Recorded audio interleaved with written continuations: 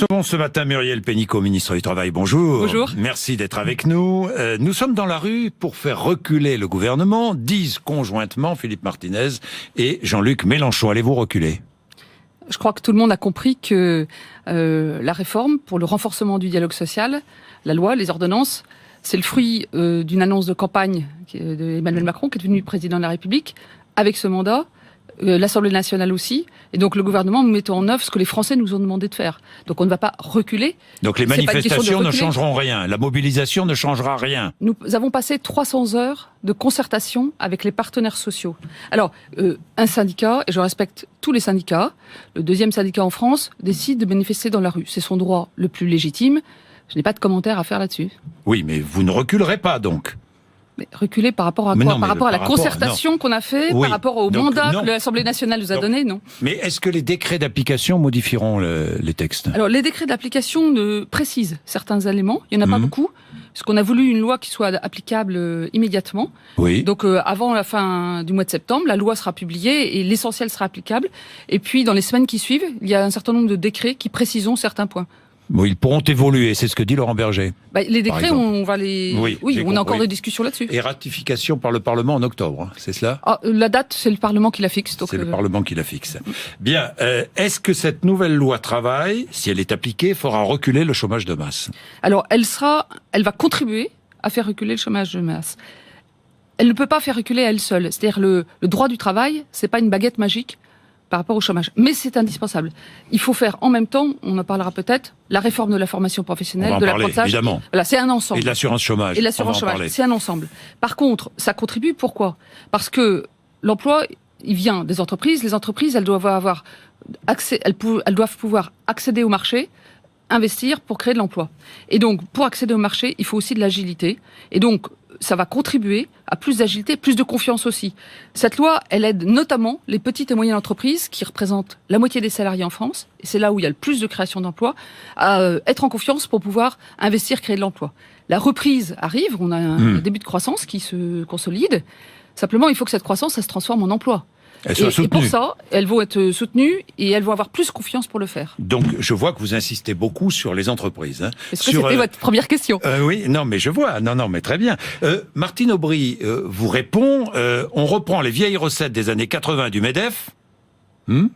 Muriel Pénicaud, on dit que je l'ai formée, je la trouve très déformée. Alors, ça me rajeunit avec mes 40 ans d'expérience qu'on parle encore de ma formation. Donc, je trouve ça, bon. Ça vous a touché, cette phrase? Non, parce que, voilà. Martine Aubry, que je connais bien, elle a choisi d'être dans l'opposition. Moi, j'ai choisi de mettre modestement mon expérience de 40 ans au service de mon pays pour contribuer à transformer le pays. Donc, vous n'avez pas été déformé par votre passage dans le privé? J'ai appris des tas de choses dans le secteur public, dans le secteur privé, auprès de gens très bien. Et j'espère faire pareil avec d'autres gens. Bien, je reviens sur la loi. Entrons dans la loi parce que je suis persuadé que beaucoup de téléspectateurs, de téléspectatrices, d'auditeurs et d'auditrices ne la connaissent pas vraiment.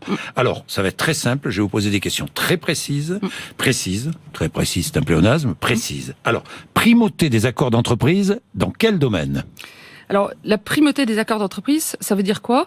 Ça veut dire que le chef d'entreprise et les syndicats dans l'entreprise se mettent d'accord sur un sujet. Le temps de travail, l'organisation du travail. Les syndicats ou les salariés, quand il n'y a pas de syndicats dans les toutes petites entreprises? Parlons déjà quand il y a les syndicats. Et, ils se mettent d'accord. Et la question, c'est s'il y a un salarié qui refuse ce qui a été signé par les syndicats et par l'employeur, qu'est-ce qui se passe? Depuis 2000, et d'ailleurs c'était une réforme de Martine Aubry, à ce moment-là, cette personne est licenciée. Il y a 5 types d'accords qui ont été créés dans le temps. Donc c'est très compliqué.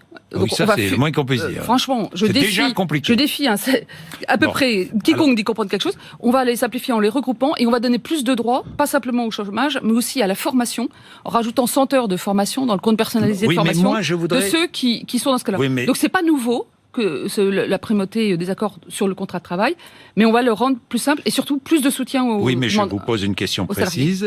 Dans quel domaine la primauté des accords d'entreprise? Alors, la primauté des accords d'entreprise par rapport au contrat de travail, on ne change rien à la loi actuelle. Donc, prime d'ancienneté, 13e mois. Oui, ça c'est un autre sujet. C'est par rapport à la branche. Oui. Alors, la branche, qu'est-ce que c'est? La branche, il y a aujourd'hui 715 branches en France. C'est patronat et syndicats ensemble qui décident un certain nombre de règles. Elles vont être regroupées en 200 branches et elles peuvent négocier toute une série de sujets. Il y a des sujets qu'on ne peut discuter qu'au niveau de la branche. Par exemple, les classifications, les minimums... ou la pénibilité, l'égalité femmes-hommes, la période d'essai, le temps partiel, et on en rajoute, etc., par exemple, etc. on va rajouter le fait de discuter des conditions meilleures pour intégrer les salariés handicapés. Aujourd'hui, vous savez qu'on a quand même peu de salariés handicapés qui sont intégrés dans les entreprises. Donc ça, c'est plutôt au niveau des branches. Et puis après, il y a des choses qui doivent concerner l'entreprise. Parce qu'aujourd'hui, Alors quoi ? Les sujets qui concernent la vie quotidienne de l'entreprise, temps de travail, organisation du travail, les primes, à condition, encore une fois, il faut que tout les deux parties signent. Ce sera négocié dans l'entreprise. Tout doit être négocié en entreprise. Le pari qu'on fait, c'est que, qui est un pari appuyé sur l'expérience, c'est que dans l'entreprise, la très grande majorité des chefs d'entreprise, ils savent qu'il leur faut des salariés formés, motivés pour réussir. Et la grande majorité des salariés, ils pensent qu'il faut que leur entreprise réussisse pour qu'ils aient de l'emploi, de l'intéressement en participation, un avenir. Donc, il y a plein de terrains d'entente. Et aujourd'hui, d'ailleurs, 80% des accords sont signés par l'ensemble des syndicats dans ce pays.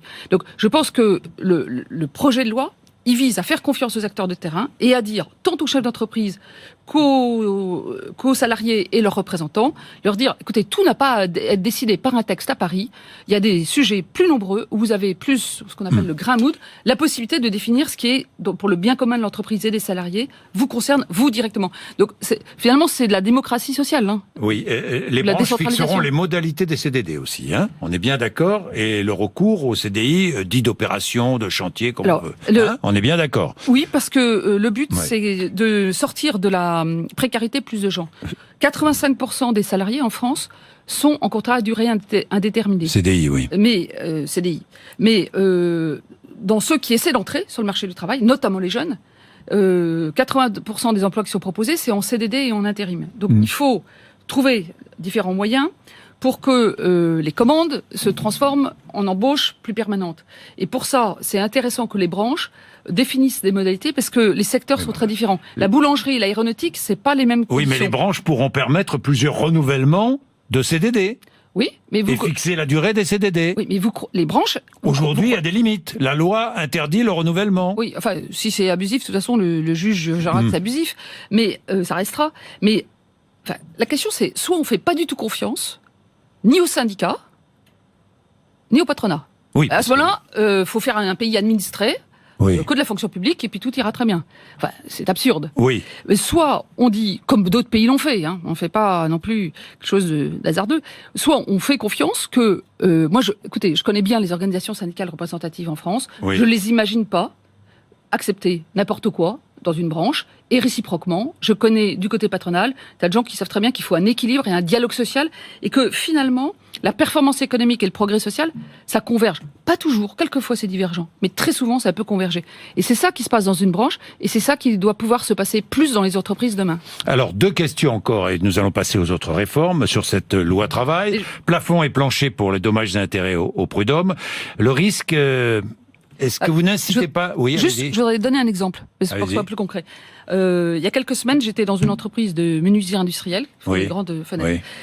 Ils ont la possibilité d'une nouvelle commande. Oui. Sauf que du coup, il faut des heures supplémentaires, il faut du travail du dimanche. Oui.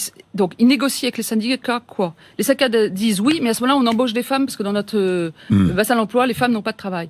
On embauche les femmes. Du coup, on voudrait négocier les postures ergonomiques, les postures de travail, parce que le travail va être trop difficile. Les hommes en bénéficient. Et du coup, on fait un grand plan de formation et on fait un plan de qualité au travail.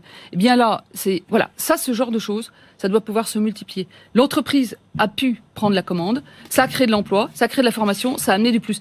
Voilà, ces exemples comme ça, il y en a plein. On n'en parle pas assez, et c'est ça qu'on veut faciliter. Tiens, on dit plus de discussions sur le terrain. Au passage, à propos des heures supplémentaires, vous allez les revaloriser ? On va exonérer en partie les charges sociales comme ça a été annoncé dans la campagne.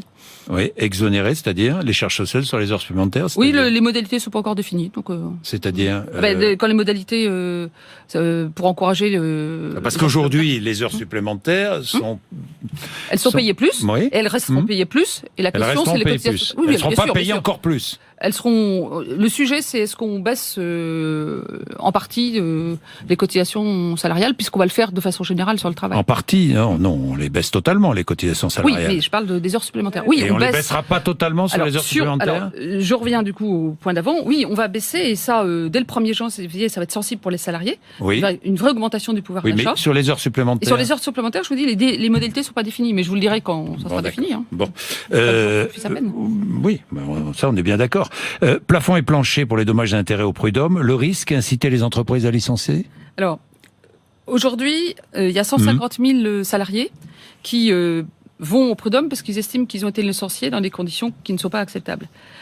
La première chose qu'on fait, avant de toucher au prud'homme, on augmente les indemnités légales de licenciement, y compris pour ceux qui ne vont pas au prud'homme. Pour tout salarié qui est licencié, on augmente de 25% les indemnités légales. Et ça va être immédiat dès le mois d'octobre.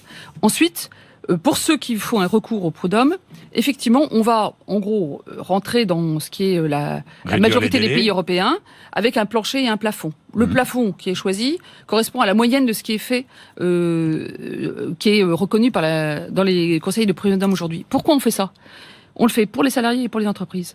Pour les entreprises aujourd'hui, c'est très insécurisant de n'avoir aucune visibilité.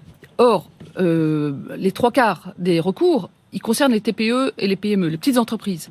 Pourquoi? Parce que les grandes entreprises, elles ont des DRH, elles ont des services juridiques, ça va rarement au prud'homme. Oui. Dans les petites, on ne sait pas forcément rédiger sa lettre de licenciement. Il y a beaucoup de condamnations simplement pour vice de forme. Ça sera plus possible d'être condamné juste parce qu'on a mal rédigé sa lettre. Et puis, je pense que on connaît tous, demandez autour de vous. Je pense que chaque Français connaît un artisan, un agriculteur, chef d'entreprise, qui n'embauche plus puisqu'il a peur des prud'hommes. Ouais. Il faut que la règle soit connue. Et pour les salariés, est-ce que vous savez que deux salariés qui ont la même qualification, qui vont au prud'homme pour le même litige, ça va de 1 à 4, combien ils peuvent recevoir. Donc c'est même pas équitable aujourd'hui. Donc voilà, un droit plus clair, c'est un droit plus équitable. Bien, les fonctionnaires, nombreux dans la rue hier, hausse de 1,7 de la CSG, compensation pour eux? Alors, la réforme du droit du travail que nous menons concerne le secteur privé, c'est-à-dire les 18 millions de salariés du secteur privé et 3 millions... donc, je le dis, c'est important parce que il peut y avoir des gens qui vont aussi dans une manifestation pour un objet qui n'a rien à voir avec le sujet, qui les concerne pas. Bon. Donc, il y a la un hausse sujet. De la CSG, ça les concerne. Alors, la hausse de la CSG, c'est pour ça. Il y aura des compensations. Gérald Darmanin a annoncé qu'il y en aurait. Il va discuter avec les syndicats de la fonction publique. Bien, Muriel Pénicaud, les contrats aidés. Est-ce que la suppression des contrats aidés va mettre au chômage 150 000 personnes? J'entends ça ici ou là. Oui ou non? Alors. D'abord, il n'y a pas de suppression des contrats aidés. Ah bon, d'une partie des contrats aidés. Oui, je préfère. Il n'y a pas de suppression. On passe de 460 000 à 310 000. Qu'est-ce que c'est qu'un contrat aidé? Je parle ceux qui ne sont pas dans le secteur marchand, mais ceux qui sont dans les associations et les collectivités locales. C'est un contrat payé à 75% par l'État, qui est un contrat précaire. Et aujourd'hui, ce qu'on constate, les mêmes, parce que vous citez M. Mélenchon indirectement, qui dit ça, moi, ce qui me choque, c'est pas ça. C'est pourquoi M. Mélenchon s'est pas érigé plus fort sur le fait que sur des besoins permanents des collectivités, par exemple les cantines scolaires, on embauche des chômeurs qui sont en contrat précaire, qui est souvent à temps partiel, et que 1 sur 4 seulement trouve un emploi après. On crée un faux espoir. Donc le contrat aidé aujourd'hui, c'est pas toujours, mais souvent, c'est la création d'un faux espoir, et pendant cela, on ne répond pas à un besoin permanent. Donc, il y a un sujet qui a discuté avec les communes, c'est comment ils assurent leurs besoins permanents. Et moi, encore une fois, ça me choque qu'on mette des gens en emploi précaire sur des besoins type les cantines. Et puis, deuxièmement, il y a le besoin financier des associations. Et là, les baisses de charges qui vont arriver, et puis le travail qu'on va faire avec eux.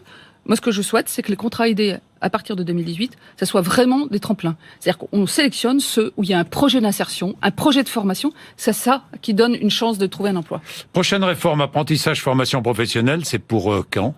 Alors, les concertations sur l'apprentissage, la formation professionnelle et l'assurance chômage vont démarrer en octobre. Donc, avec les partenaires sociaux, et puis pour formation et apprentissage avec les régions. Est-ce que la rémunération... elles aboutiront à un projet de loi qui sera présenté à la session de printemps 2018 au Parlement. 2018. Est-ce que la rémunération des apprentis sera inscrite dans la loi?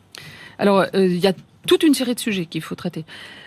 Aujourd'hui, nous n'avons que 7% des jeunes qui sont en apprentissage en France. 15 ou 20% en Suisse ou en Allemagne. 15 ou 20% en Suisse et en Allemagne. Et les pays qui n'ont plus de chômage de masse des jeunes, ils ont tous un apprentissage à 15-20%.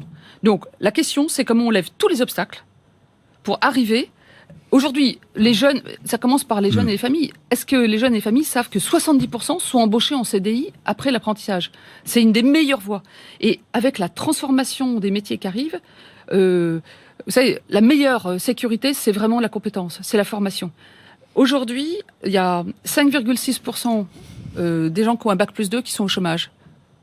C'est 19,6% des gens qui n'ont pas de qualification qui sont au chômage. La vraie différence d'égalité des chances par rapport au chômage, c'est la qualification, c'est la formation. C'est pour ça qu'il faut mettre le paquet sur l'apprentissage et sur la formation. Mettre le paquet. On va mettre le mais paquet. Est-ce que la rémunération des apprentis sera inscrite dans la loi? Je vous pose la question. Si c'est nécessaire de la modifier, oui, mais on verra. Non, mais c'est important. Non, on a un groupe de travail qui sera très important. La rémunération des apprentis fera partie de la vingtaine de sujets à traiter. Bien, Muriel Pénicaud, l'assurance chômage, là c'est pour l'année prochaine. Aussi. On est bien d'accord. Aussi, vous avez beaucoup de travail. Alors.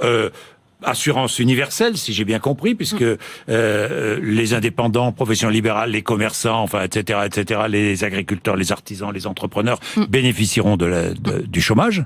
On est bien d'accord. D'ailleurs, on ne pourra plus appeler ça une assurance chômage. Parce que comment allez-vous faire pour calculer le montant des allocations chômage? D'abord, un mot sur le pourquoi. Oui. Pourquoi on fait ça? Oui. Il y a 30 ans, 40 ans, quand on commençait sa vie professionnelle, on avait un emploi à vie.